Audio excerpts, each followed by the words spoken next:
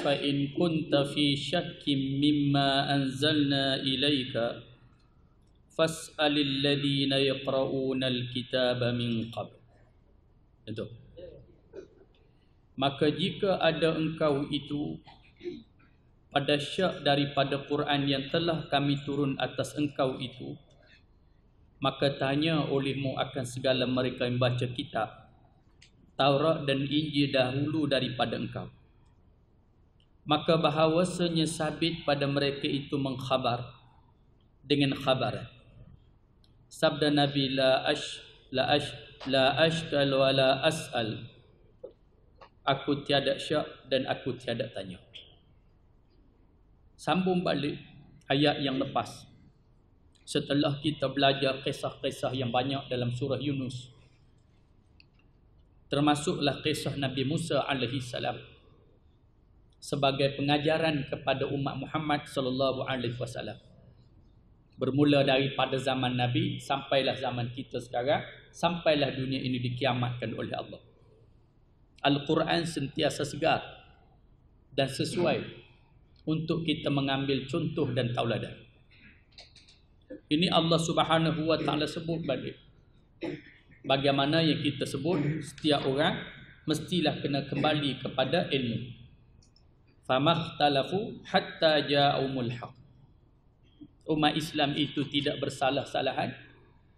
Akhirnya mereka berpecah. Sedangkan mereka itu mempunyai ilmu. Apa dia ilmu? Ialah Al-Quranul Karim. Umat Islam berpecah dengan Al-Quranul Karim. Al-Quran itu dipanggil ilmu. Ibu segala ilmu ialah Quran. Orang apabila tak kembali kepada Quran, tak belajar isi kandungan Quran, maka dia tidak ada ilmu. Walaupun dia ni digelar ahli cerdik pandai, profesor, belajar sampai tinggi mana pun, tapi ilmu yang dia belajar itu tidak ada asas daripada Al-Quranul Karim, maka dia tetap dipanggil jahil. Tetap dipanggil jahil. Jadi orang yang berilmu ialah orang yang ada Al-Quran dalam dada dia. Itu berbeda ilmu. Bukan ada gelaran. Lah ni macam-macam ijazah ada, macam-macam sarjana ada. Itu. Tak apalah yang tu tambahan. Anda belajarlah tinggi mana pun, tapi kalau kamu tidak ada ilmu Al-Quranul Karim, kamu tetap jahil. Sebab itu saya dah sebut dah dulu. Niat kita sebenar kita belajar ini ialah kita nak hilangkan kejahilan. Kita belajar ilmu Al-Quranul Karim nak buang jahil. Ubat nak buang jahil ini ialah Al-Quran. Macam itulah orang yang tak belajar ataupun orang belajar lain daripada ilmu Quran, dia tetap dia ada penyakit jahil. Penyakit jahil. Jadi itu yang Allah Ta'ala sebut ayat yang kita mengaji lepas. Mereka tidak berpecah-pecah, melainkan setelah datang pada mereka itu ilmu. Maksudnya macam mana? Umat Islam berpecah dengan Al-Quran. Berpecah maksud dengan Al-Quran macam mana? Setengah nak pakai Quran, setengah tak mau pakai Quran. Itu berpecah. Terpaksa berpecah. Setengah dia mengaku Islam tapi dia tak mau pakai Quran. Dia tak mau ikut Quran. Setengahnya nak ikut Al-Quran 100%. Maka berlakulah perpecahan. Jadi kerja kita macam mana? Kena ajar orang Islam ni marilah balik pada Quran. Itulah kerja alim ulama. Macam mana nak mari balik pada Quran? Ajak duk pesan. Ajak kawan-kawan kita, jomlah kita pergi mengaji. Kalau tak mengaji tak boleh, kita duduk dalam jahil. Jomlah kita belajar dengan kuliah pujuk. Supaya kita nak satukan balik umat Islam. Yang Nabi satukan dulu. Dulu sebelum datang Nabi SAW di Madinah, orang-orang Arab berpecah. Aus dan Khazraj berkelahi sampai beratus-ratus tahun. Golongan Aus dan Khazraj. Walaupun sama-sama Arab.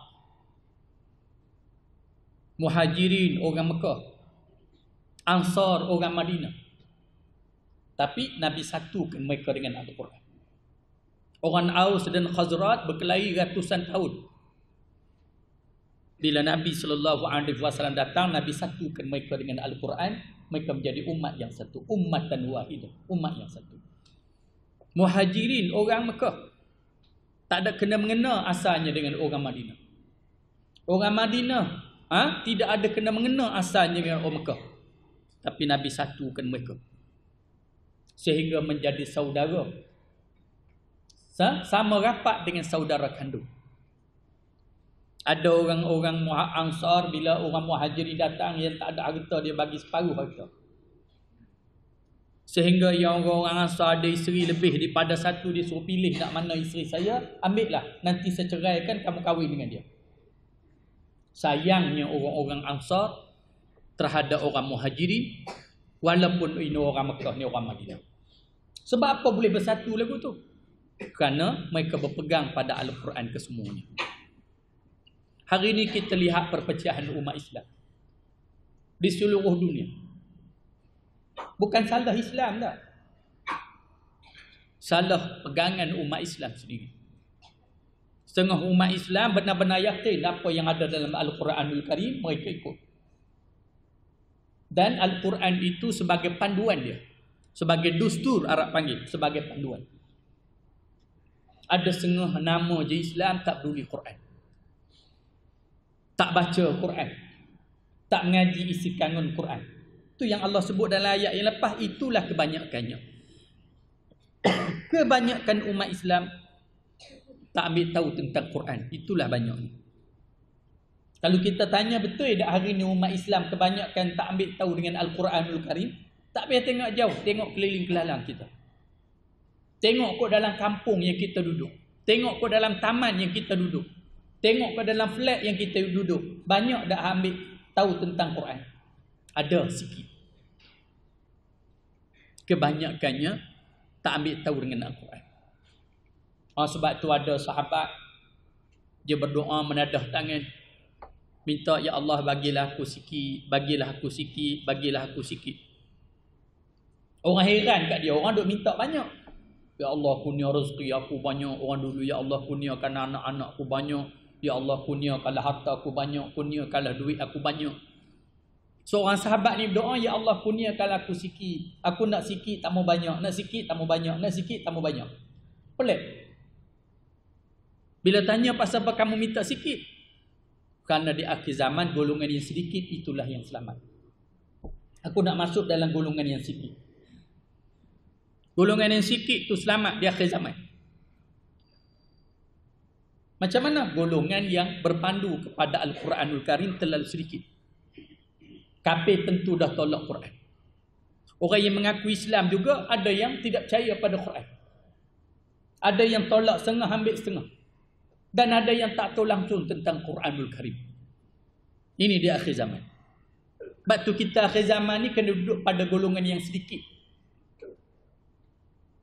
Kalau kita kira ada orang sebut tempat kita ni mengaji ramai. Ribuan orang mengaji. Boleh kita sebut kata ramai? Tak, kita masih lagi sedikit. Yang tak mengaji ni lagi ramai. Faham? Yang tak belajar ni lagi ramai. Ini hasil jemput-jemput daripada kampung-kampung. Kalau semua mari satu kampung, ni. Ada satu kampung wakil, satu van.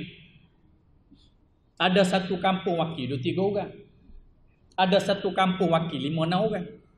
Ada satu kampung seorang pun tak main. Kumpul-kumpul jadi banyaklah juga. Jadi banyaklah juga itu. Tapi hakikatnya kalau campur keseluruhannya kita ni banyak ke sikit? Kita masih sikit.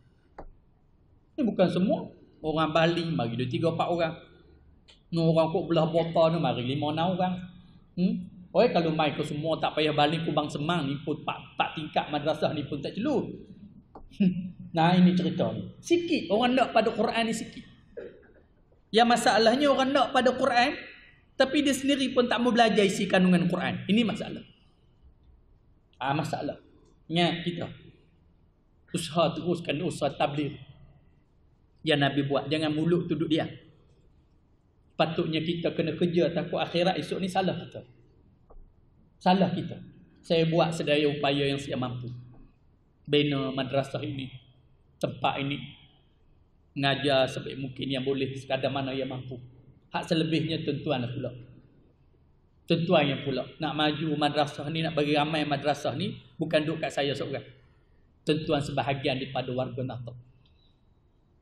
Kita ni sebahagian daripada Nahdlatul. Jatuh bangun Nahdlatul ini hak kita. Maju elok madrasah Nahdlatul ni hak kita. Kalau maju, berkembang, kita sama-sama seronok. Kalau dia tak berkembang, dia mundur, dia apa semua, bukan saya je sedih, tuan-tuan juga sedih. Tuan-tuan juga sedih. Ni hak kita. Semua kena rasa hak sendiri. Ni cerita dia.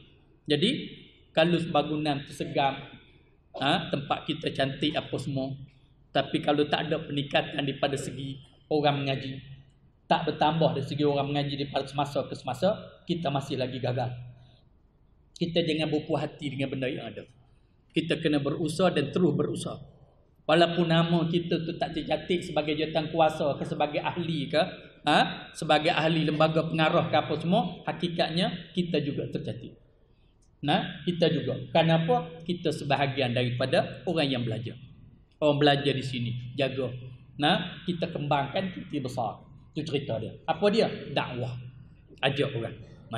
Baik. Sambung ayat balik. Fa in kunta fi syakkim mimma anzalna ilaik fas'alil ladzina yaqra'una al-kitaba min qabl. Hei Muhammad, kena sebut gitu. Wahai Muhammad, jika ada engkau itu syak daripada Quran yang telah kami turunkan atas engkau, maka tanya olehmu akan segala mereka membaca kitab. Allah Ta'ala kata, fa in kunta, jikalau adalah engkau syak fi syakin. Syak ni bahasa Arab pun panggil syak, kita panggil. Jikalau sekiranya kamu syak mimma anzalna, barang yang kami buat turunkan kepada engkau. Apa dia Al-Quran? Fas'ali, tanya olehmu alladzina yaqra'una al-kitab.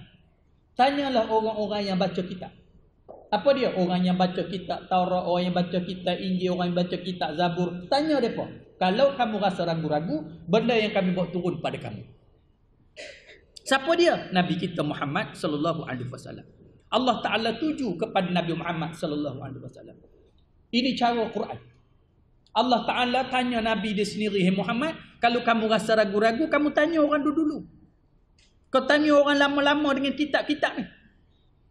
Soalnya, adakah Nabi kita ragu? Nabi sallallahu alaihi wasallam tidak ragu. Tapi inilah cara Quran. Cara Quran. Yang ragunya siapa dia? Orang kafir. Yang ragu siapa dia? Orang munafik. Tapi kenapa Nabi kata kat Nabi dia? Allah Ta'ala kata kat Nabi dia. Senang. Sebab tu bila kita bercakap, kadang-kadang kita kata kat kita sendiri senang. Kalau ni aku menipu, aku yang susah. Tengok. Gitu. Kita bukan nak tipu pun. Kita letak kat diri kita sendiri. Gitu. Kalau aku jadi penyamun, hang jadi polis, apa nak jadi? Tak apalah, kita bubuh hak diri kita ni belah penyamun. Nada. Kalau aku makan rasuah, akan jadi apa pada aku? Kita ni tak makan rasuah. Pasal apa kita sebut kalau makan rasuah? Sebab nak fairly orang yang makan rasuah. Gitu. Kalau aku jadi pemimpin, aku tak tunaikan amanah, apa jadi pada aku? Padahal petani pilihan raya pun tak pun. Penamaan calon pun tak ada pun, tak pi pun. Tapi pasal apa sebut kalau aku jadi pemimpin? Ini bahasa. Maknanya kadang-kadang dalam hal-hal yang tertentu lebih baik kita letak diri kita daripada kita letak orang. Ayat ni juga, siapa yang syak Quran? Orang kafir. Siapa yang ragu kepada Quran? Orang musyrikin, orang munafikin. Tapi Allah Ta'ala kata, "Hai Muhammad, jikalau kamu syak dengan barang yang kau turunkan, dengan barang yang kami turunkan, kamu tanya orang dulu." Maknanya Nabi sekali-kali tak syak. Ini bahasa yang kita juga guna. Yang kadang-kadang benda tu tak mungkin, tapi kita sebut juga. Kita pun guna bahasa ni. Bila anak kita tegak sangat, abang tak dengar, orang panggil suruh tu tak dengar nasihat, tak dengar. Selalunya mak guna bahasa ni. Ni anak mak ke ni? Tanya gitu. Pak dia tak guna, pak dia pang terus ya. Gitu. Si maknya tanya, anak mak kan macam ni? Anak mak kan macam ni? Awak kita tak kenal ke anak kita? Kita tak tahu kan tak anak kita? Hak betul itu tak yakin kata itu anak kita. Ya, anak kita. Lepas tu tanya apa? Ada, saya nak bagi faham kenapa Allah sebut gitu. Nada. Maknanya bahasa ni pun kita guna. Kalau anak mak bukan macam ni. Nada. Ni anak mak kan macam ni. Tu cerita dia. Adakah bila kita sebut lagu tu, anak kita yang kita lahir tu kita tak yakin kata anak kita? Yang gitu. Kalau anak tu lagi lolak kata, awak mak tak yakin kata saya anak mak ke? Ni asal lebih daripada boleh buat ni. Ada lebih daripada tu. Selalunya bila tanya lagu tu, anak dia akan sengat. Anak dia akan sengat. Tanya ni anak mak ke? Macam ni anak mak ke? Adakah dia tanya begitu dia tak yakin kata itu anak dia? Yakin sepenuhnya anak dia. Dia yang lahir, dia mengandung 9 bulan. Dia yang lahirkan anak tu. Dia yang bela daripada tapak kaki besar 2 jari sampai ni. Pusat ragam, misal, berjanggut, berjambang. Dia yang bela. Tapi pasal apa tiba-tiba bila anak buat panggil lagu tu kita tanya, ni anak mak ke? Ni anak aku yang aku lahir ke? Ni anak aku yang aku mengandung ke panggil macam ni? Maksudnya bukan kita tak yakin kata yang tu anak kita. Kita nak bagi kesedaran. Habis tu juga Allah Subhanahu Wa Taala tanya, "Hei Muhammad, kalau kamu ragu-ragu benda yang kami buat turun pada kamu, adakah Nabi ragu?" Tak, Nabi tak ragu. Pasal apa Allah Taala sebut begitu? Ini cara Quran. Sebab itu kalau kita belajar Al-Quran, kita terhibur.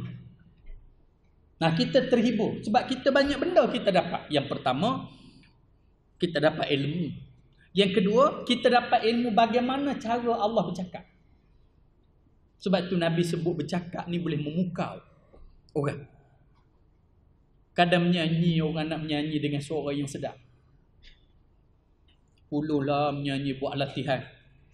Sehingga ada sekolah yang latih supaya suara dia tu latih seni suara. Orang panggil latih apa? Hak bunyi suara sedap tu. Apa? Latih apa suara? Hak latih suara apa? Melodi menatang apa tak tahu. Ada sekolah hak latih vokal. Tak tahu saya tahu. Nah, ada sekolah latih vokal.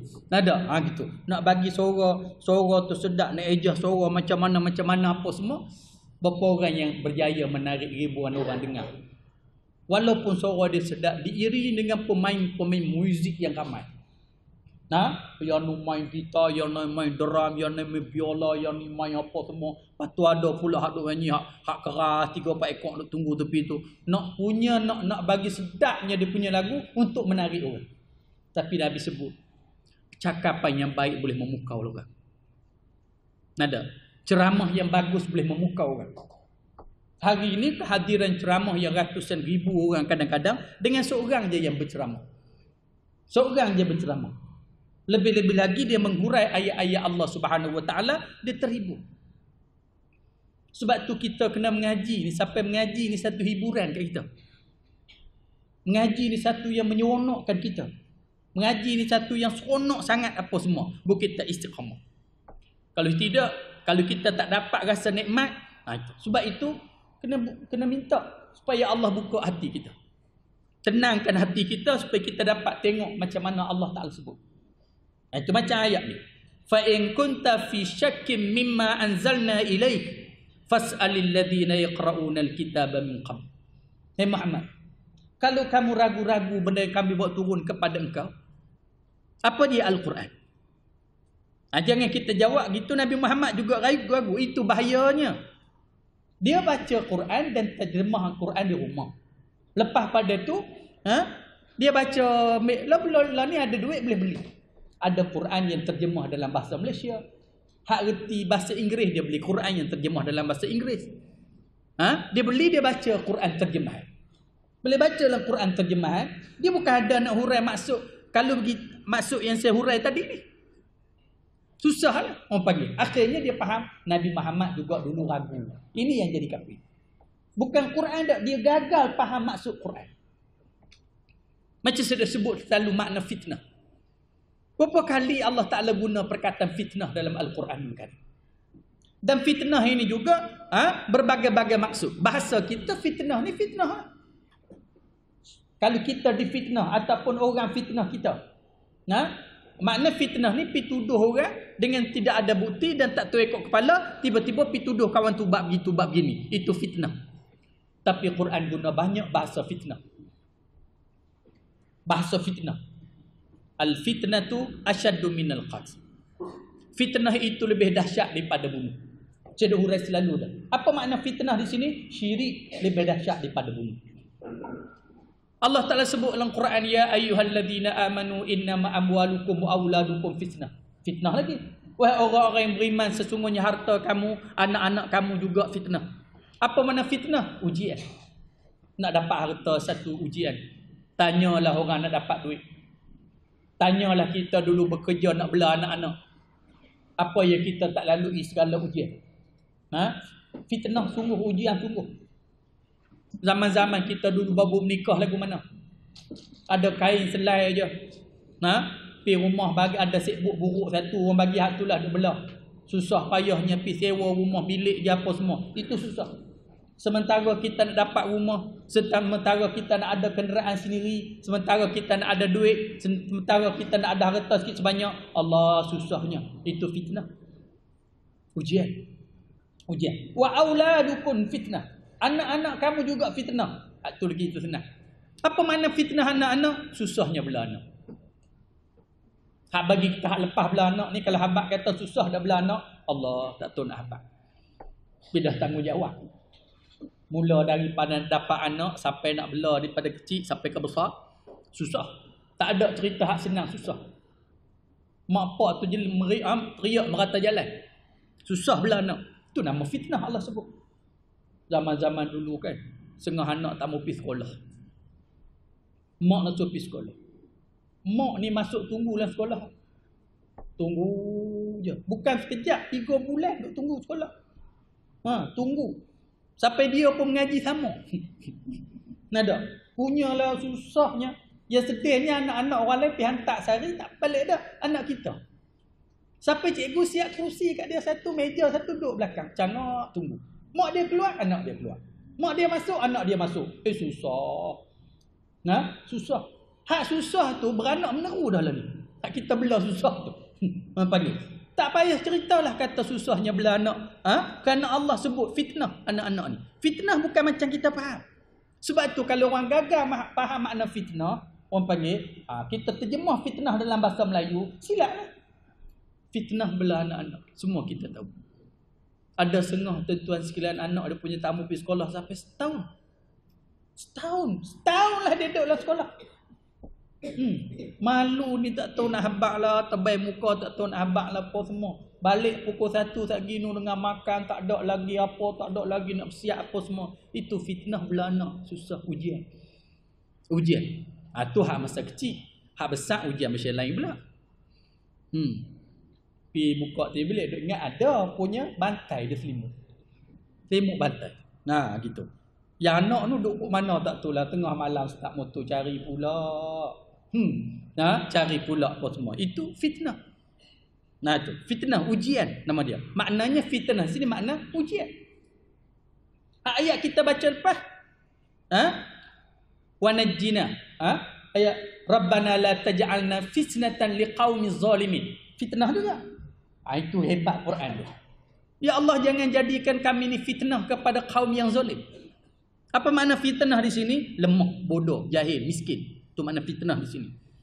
Itu kena. Sebab itu saya kata Quran ni jangan balik baca terjemahan di rumah saja. Kena mengaji.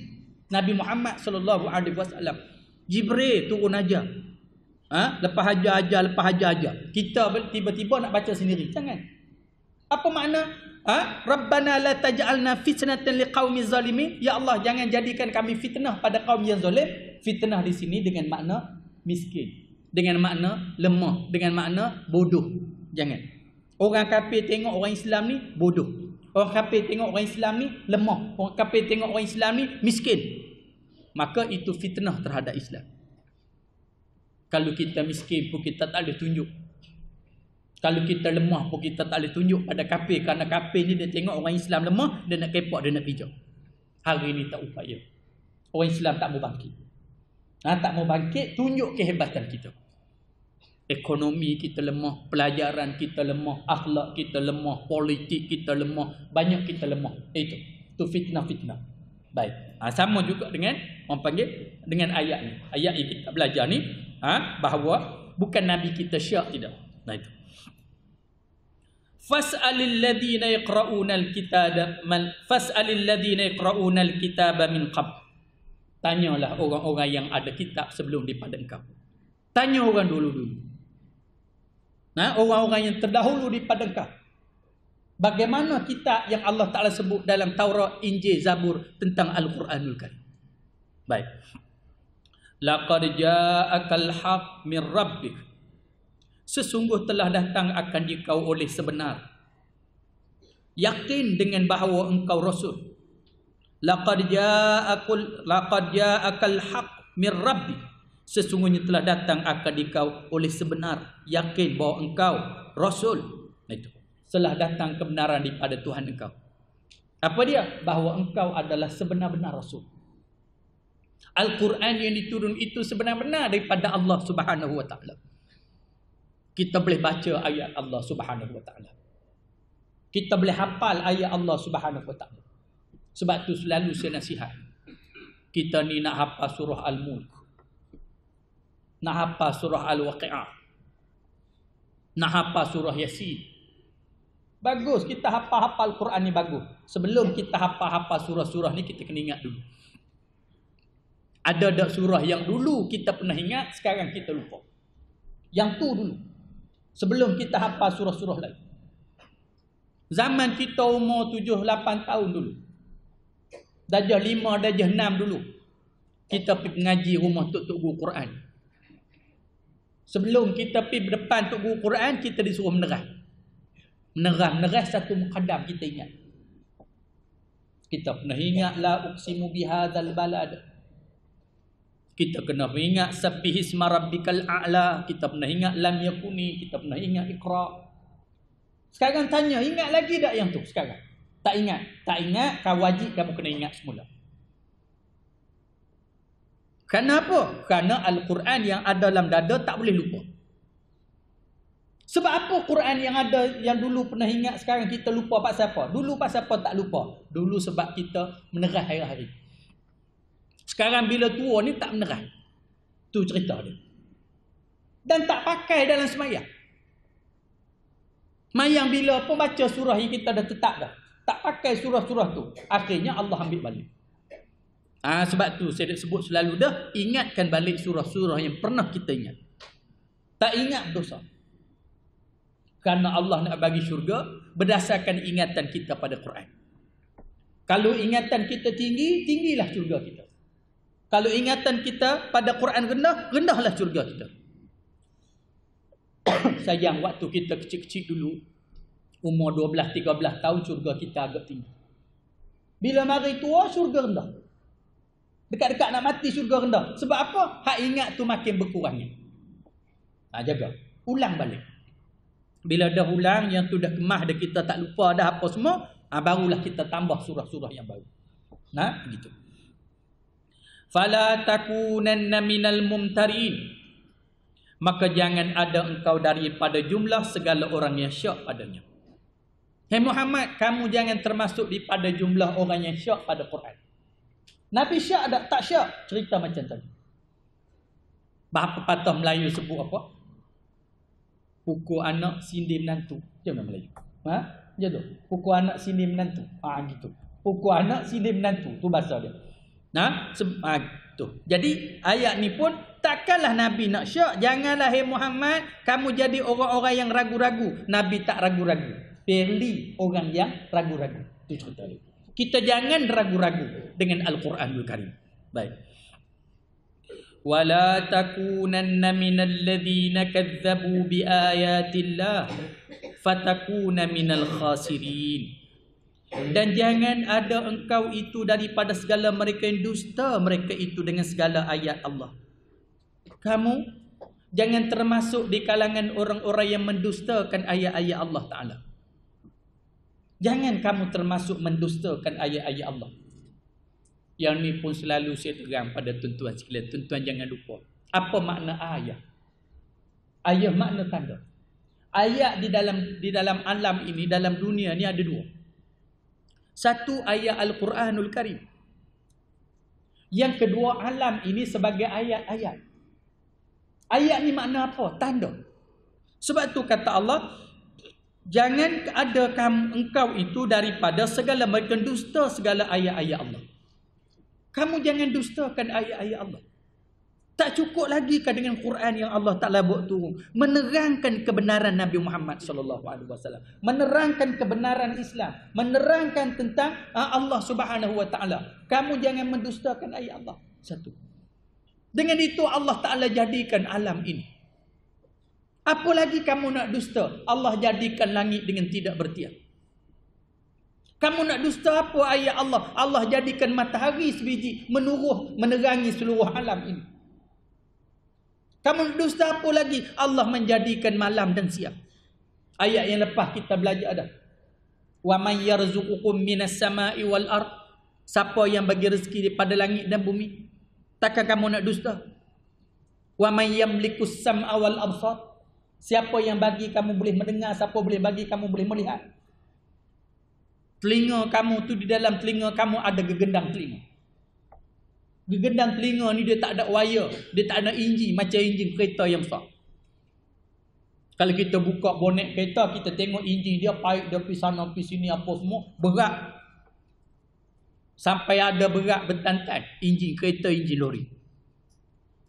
Telinga kita ni buka tengok tak ada apa, lembek je, macam agak-agak kecil je. Tapi dengan telinga yang Allah Ta'ala bagi, dia boleh tahu suara jauh, suara dekat. Telinga. Dia boleh kenal suara budak-budak, suara orang tua. Telinga yang Allah bagi, dia boleh kenal suara laki-laki, suara perempuan. Dia boleh kenal suara, semua segala suara-suara dia boleh kenal. Telinga yang Allah Ta'ala bagi.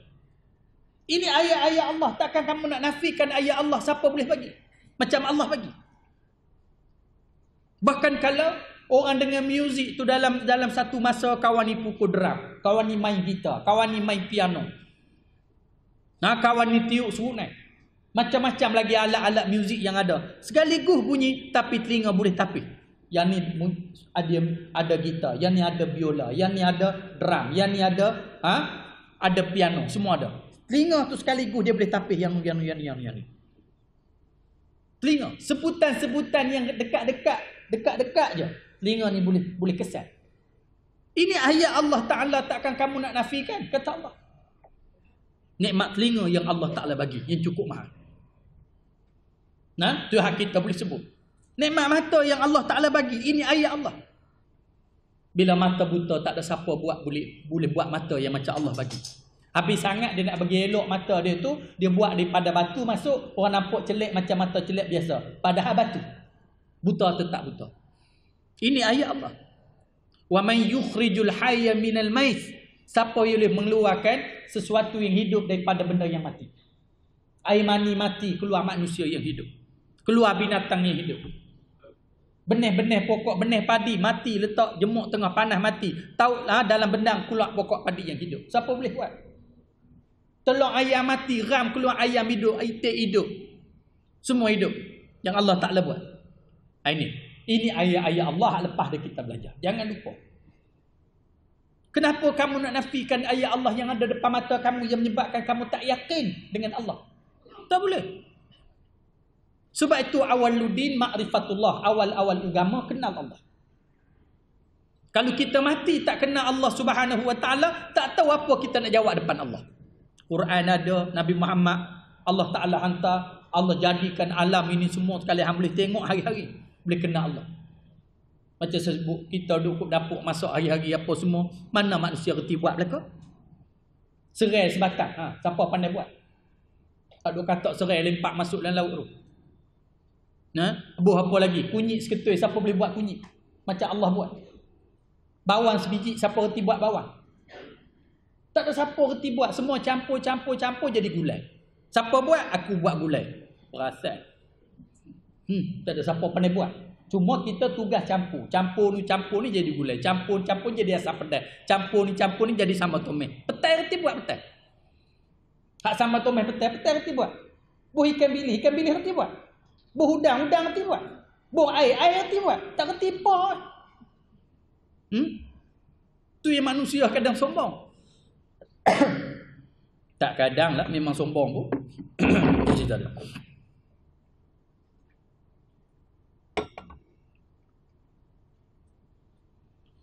Dan jangan ada engkau itu daripada segala jumlah yang dusta dengan ayat, dengan mereka itu dengan ayat-ayat Allah Ta'ala. maka sebab jadi engkau daripada jumlah orang yang dapat kerugian dunia dan akhirat. Kamu Muhammad, umat Muhammad, kamu tu jangan termasuk di kalangan orang yang mendustakan ayat Allah.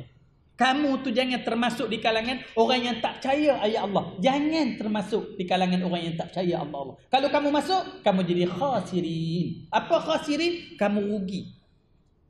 Rugi apa? Rugi di dunia dan juga rugi di akhirat. Itu nama dia khasirin, rugi hidup. Hidup di dunia ni apa dia rugi kalau tak ada iman? Tak ada iman, rugi. Hidup akan jadi kosong. Dan matlamat dia untuk hidup di dunia. Dia kira mati habis dah. Kita ni beriman insya-Allah. Apa yang kita buat baik di dunia, dalam kubur dapat kebaikan. Bangkit di akhirat ada lagi syurga. Orang kafir dia tak ada iman, dia tak ada benda tu. Sebab tu kalau boleh dia tak mau mati. Dia tak mau mati. Maknanya hidup tak beriman ni kosong. Hidup dia kosong. Kosong sekosong-kosongnya. Oleh kerana Allah Ta'ala kurniakan kepada kita iman, kadang-kadang kita lupa nak bersyukur. Kita lupa nak bersyukur. Ada iman dalam hati ni nikmat. Ketenangan yang Allah Ta'ala bagi. Sebab tu orang kafir bila tiba waktu tua, bagi dia tak ada apa. Kosong. Kita tua bahagia cara tua. Kita boleh sujud pada Allah dengan tenang. Kita boleh lagi kenal Allah Subhanahu Wa Ta'ala dengan alam yang Allah Ta'ala bagi. Sebab tu orang tanya Sayyidina Ali radhiyallahu anhu, Ali, kalaulah diberi pilih pada kamu, kalau diberi pilih pada kamu, sama ada kamu nak ketika kamu lahir 1 hari 2 hari kamu mati, lepas tu kamu boleh masuk syurga terus, atau diberi kamu hidup di dunia panjang umur kamu kena buat ibadat, kamu kena jauh daripada maksiat, kamu kena lawan nafsu, lawan syaitan, lawan apa semua, baru kamu boleh masuk syurga. Kamu nak yang mana kamu boleh diberi pilih? Mati kecil masuk syurga terus, ataupun hidup lama kena lawan nafsu, kena mengaji, kena tambah ilmu, kena berusaha, kena berjihad, kena berjuang, baru boleh masuk. Tidak, tak boleh. Kamu nak yang mana? Sayyidina Ali kata, kalau aku diberi pilih, aku nak pilih hidup lama di atas muka bumi. Sayyidina Ali kata, kalau aku diberi pilih, aku pilih nak hidup lama di atas muka bumi ni. Kenapa? Walaupun aku makin tua, makin banyak aku lihat nikmat Allah. Makin banyak aku tengok alam yang Allah Ta'ala jadi. Makin kenal aku Allah Subhanahu Wa Ta'ala. Aku makin kenal Allah Subhanahu Wa Ta'ala dengan alam yang Allah Ta'ala jadi, maka bertambah terhibur. Kita jangan rasa kecewa, kami ni tak ada apa dah tua. Amboi.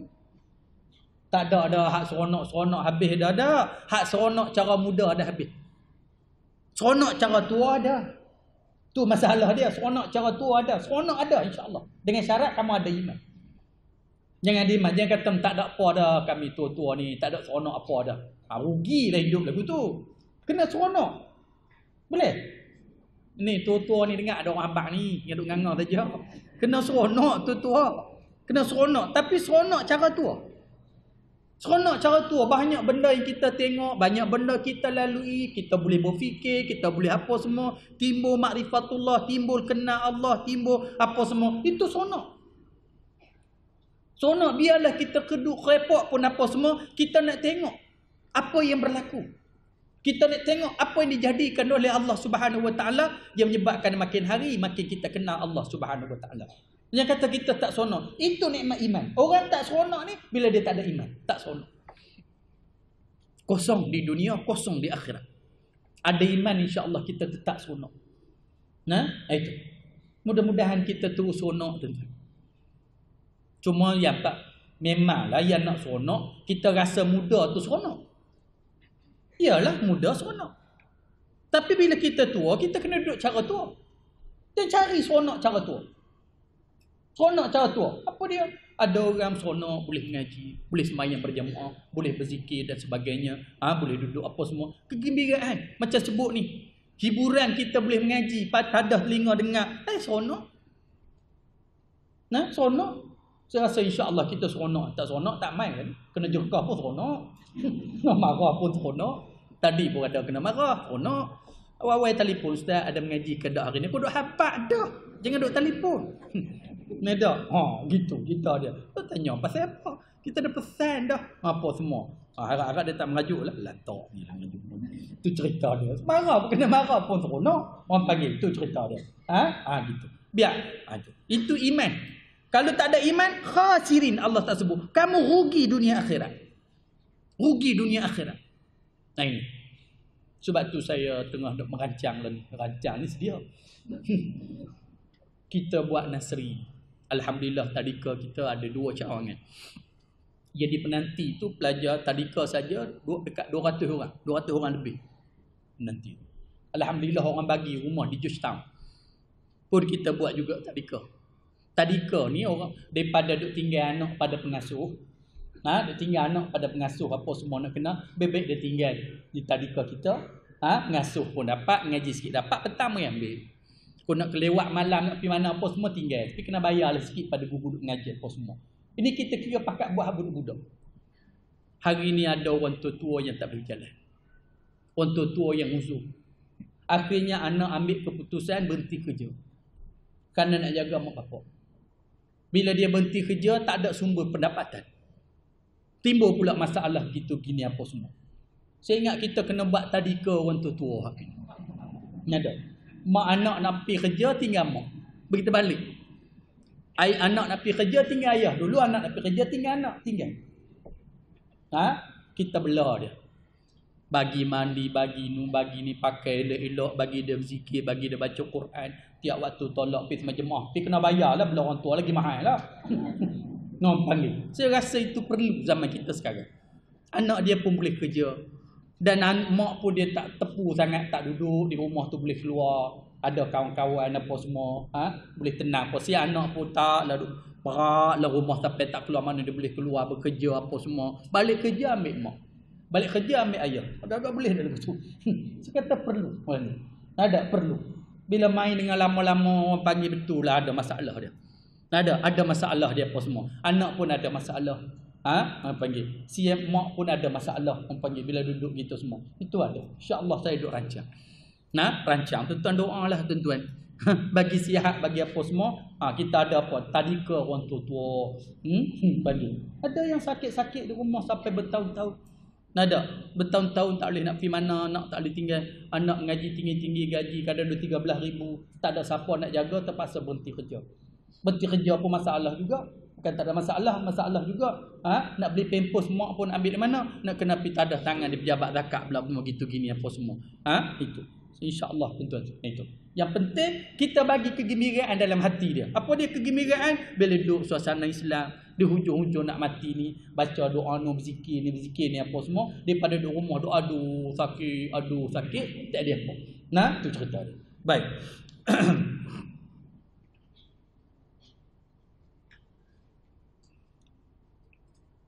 Walau ja'atuhum kullu ayatin walau ja'atuhum kullu ayatin hatta yarawul azab.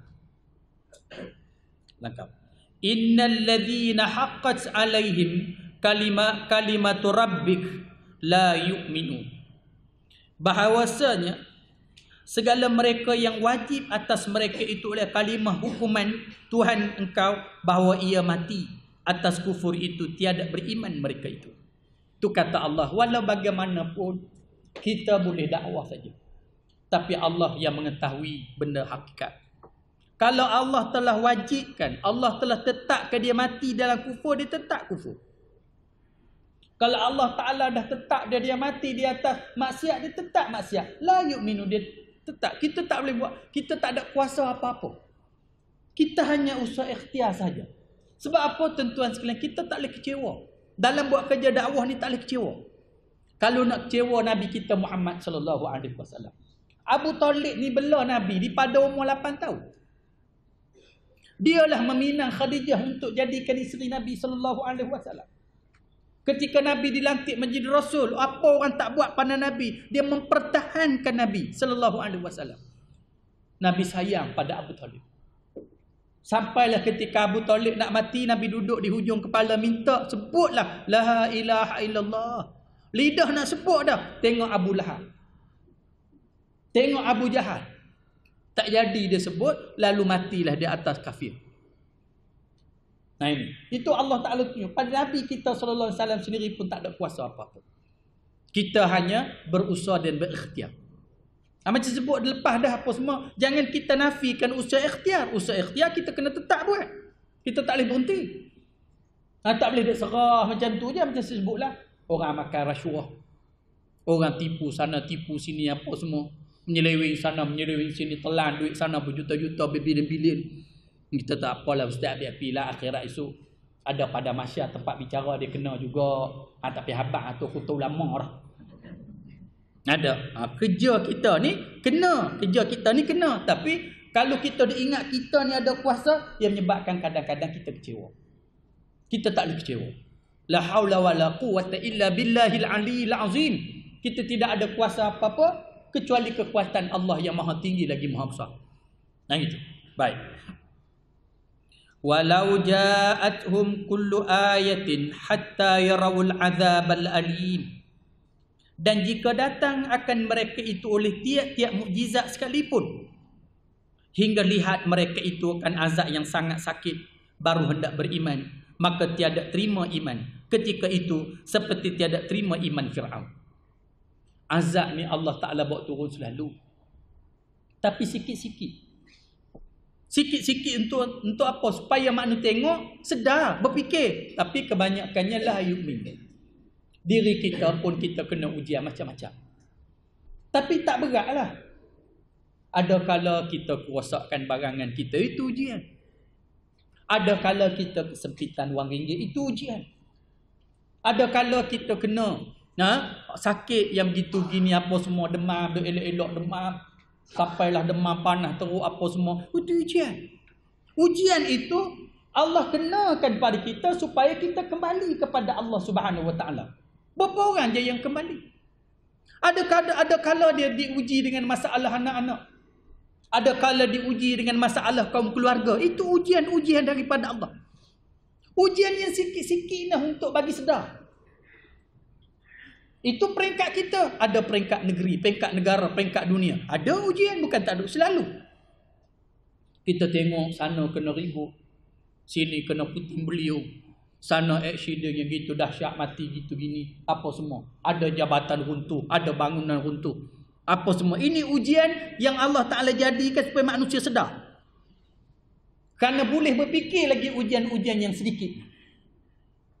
Tapi la yu'minu, mereka tidak beriman. Mereka tunggu apa? Tunggu ujian yang besar. Macam Fir'aun. Ujian yang besar, mereka ditenggelamkan dalam laut Qalzaq.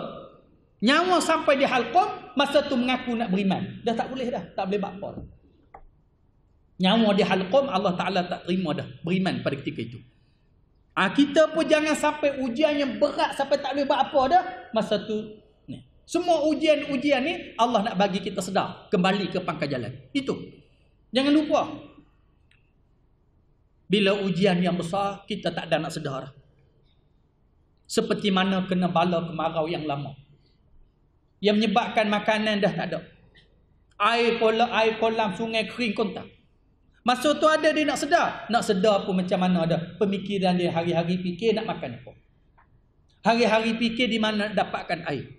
Hari-hari fikir di mana dapat sesuap nasi, dia tak ada fikir dah. Bila ujian dahsyat. Sama juga macam ujian tsunami. Ujian yang besar. Masa tu tak ada fikir dah. Fikir macam mana nak selamatkan diri. Habis tenggelam mati ratus-ratus ribu. Itu. Jadi ujian yang sikit-sikit ni kita kena fikir. Allah bagi kita pun. Hidup kita macam-macam. Kadang kita atur kok ni jadi kok ni. Ada yang malam-malam kadang-kadang kita teriak sedih. Melalui segala kesusahan. Inilah ujian-ujian yang patut kita kena sedar. Bila ujian yang berat datang masa tu tak ada kita nak fikir dah. Sebab itu sebelum datang ujian-ujian yang besar, kena fikir. Itu peringkat peribadi, peringkat negeri, peringkat negara, pemimpin-pemimpin negara pun kena fikir. Di pada awal kena fikir. Itu ujian-ujian ni. Baik. Dan jika datang oleh mereka itu oleh tiap-tiap mukjizat sekalipun hingga lihat mereka itu akan azab yang sangat sakit, baru hendak beriman.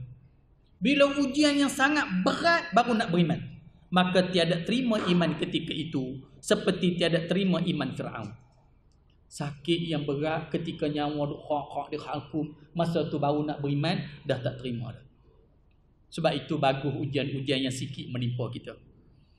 Nah, tu Allah Ta'ala nak kifaratkan dosa, nak bagi kita sedar. Kita ni kalau sihat, tak pernah sakit terus, kita lupa Allah. Kalau senang, tak pernah susah terus, kita lupa Allah. Dalam duk kena sikit-sikit tu pun lupa. Lupa. Nah itu. Saya ingat dulu, lama dah. Buka puasa, makan buah temikai dalam peti air. Tak buang dia punya janggut, bulu hidung dia tu tak buang. Tu bulu hidung apa nenah, bukan temikai nenah. Temikai apa ada bulu hidung.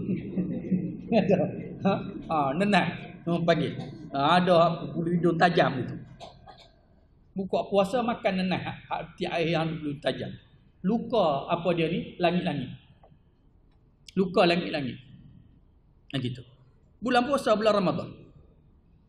Bila luka, tak apalah esok puasa, tak payah makan. Bila masa nak buka puasa, tak boleh makan. Oh, esok-esok. Ada, tak boleh makan. Makan sakit kerana langit-langit luka. Telan sikit tak boleh, telan sikit tak boleh. Tengok makanan teriak. Teringin nak makan tapi tak boleh. Nak makan tak boleh. Itu cerita dia. Itu susah seksa. Sikit je Allah Ta'ala bagi. Dalam seumur hidup mungkin bagi sekali, bagi 2 kali. Nak ceritanya, Allah Subhanahu Wa Ta'ala bagi sedikit ujian supaya kita sedar nikmat yang selama ni kamu bersyukur ataupun tidak. Kamu bersyukur ataupun tidak. Ini sedikit je Allah bagi ujian. Ujian sedikit ni lah untuk kita sedar. Ujian yang banyak, yang berat, yang hancur lebur, masa tu tak boleh buat apa dah. Nak bertobat pun Allah Ta'ala tak terima taubat dah. Ujian-ujian sedikit. Sakit gigi, pening kepala, kena tipu. Ini masa untuk kita sedar. Barang hilang, kena fitnah, kena apa semua, ini balik pada Allah Subhanahu Wa Ta'ala. Tak sedar juga, tak tahulah hang nak jadi apa. Itu, baik. Falaula kanat qaryatun amanat fanafa'aha imanuha, maka adakah suatu ahli kampung hendak beriman ketika lihat azab, maka manfaat akan dia oleh imannya? Allah tanya. Adakah satu kampung apabila datang azab yang berat, lalu mereka nak beriman, Allah Ta'ala terima imannya? Yang ni kena tengok cerita-cerita dulu. Kaum Nabi Nuh. Apabila datang banjir besar, tenggelam semua gunung ganas. Semua tak mau beriman kepada Nabi Nuh. Tapi bila air naik, mereka mula melampung duk nyawa-nyawa ikan dah. Masa tu mereka nak beriman. Ada Allah terima iman masa tu? Dah, Allah Ta'ala tak terima dah. Kaum Ad, kaum Samud, yatatawaluna fil bunyan. Bangunan-bangunan mereka itu tinggi-tinggi. Mereka pahat batu buat rumah batu. Kita rumah batu ni daripada bata. Kaum Ad, kaum Samud, rumah batu daripada gunung batu. Pahat batu buat rumah dalam tu. Hebatnya. Allah hantar puting beliung, ribut pasir, kambuh pembangunan mereka itu sampai beratus-ratus kaki bawah tanah, beratus-ratus meter bawah tanah.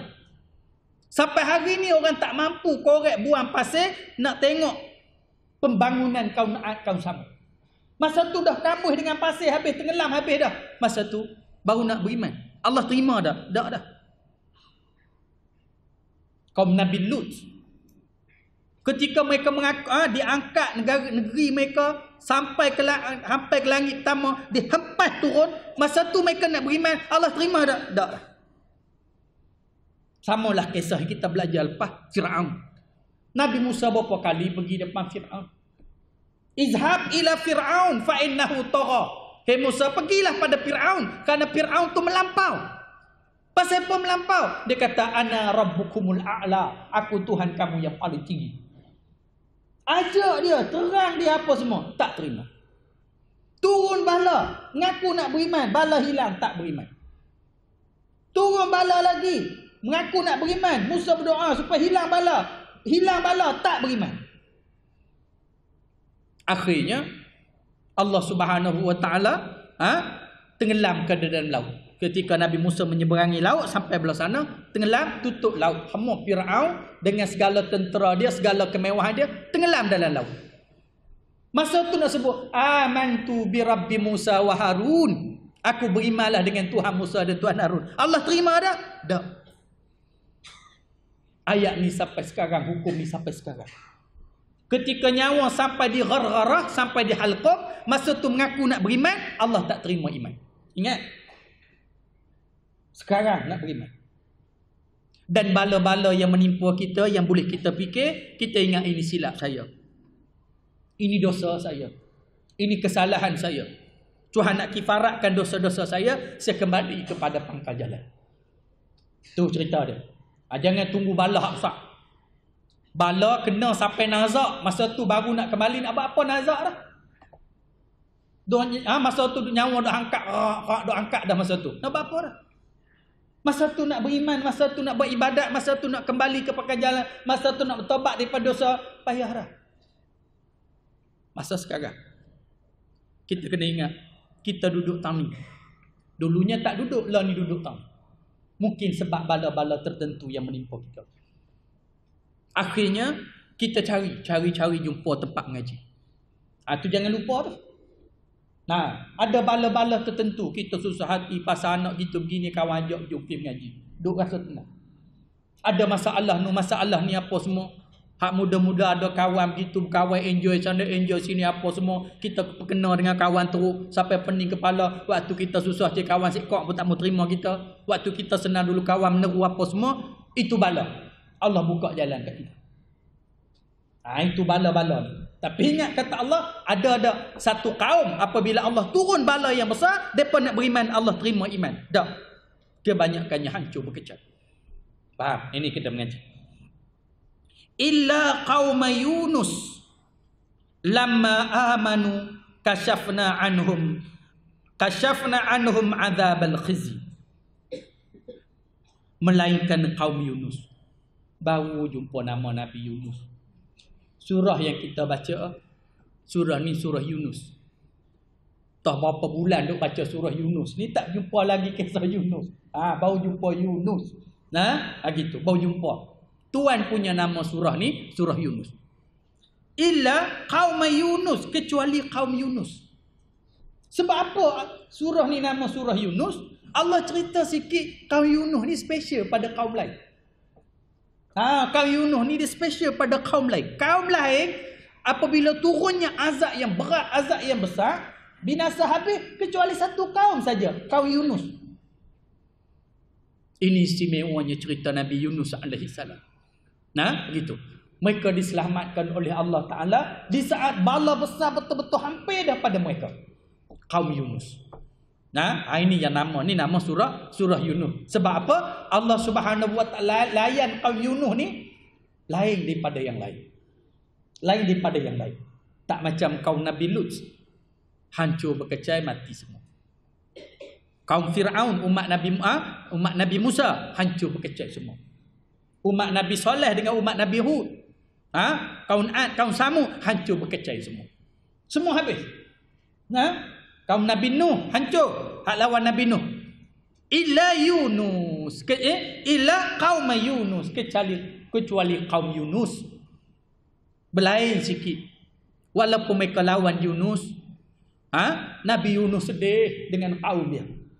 Sampai Nabi Yunus geram, Nabi Yunus merajuk, tinggalkan kaum dia. Tinggalkan kaum dia. Bala turun. Dah turun bala hampir dah. Langit hitam dah. Lalu dengan amalan-amalan mereka buat, mereka merayu pada Allah Ta'ala, Allah angkat. Allah Ta'ala angkat. Ini nak cerita panjanglah kisah Yunus ni. Apa yang spesialnya Nabi Yunus ni. Nabi Yunus dengan kaum Yunus ni kehebatannya, walaupun bala besar sudah sampai betul-betul duk tak kepala mereka dah, mereka tidak dibinasakan oleh Allah Subhanahu Wa Ta'ala. Panjang lagi lah, insya-Allah sambung. Itu. Falaula kanas qaryatun amanat fanafa'a imanuha illa qauma Yunus. Wallahu a'lam.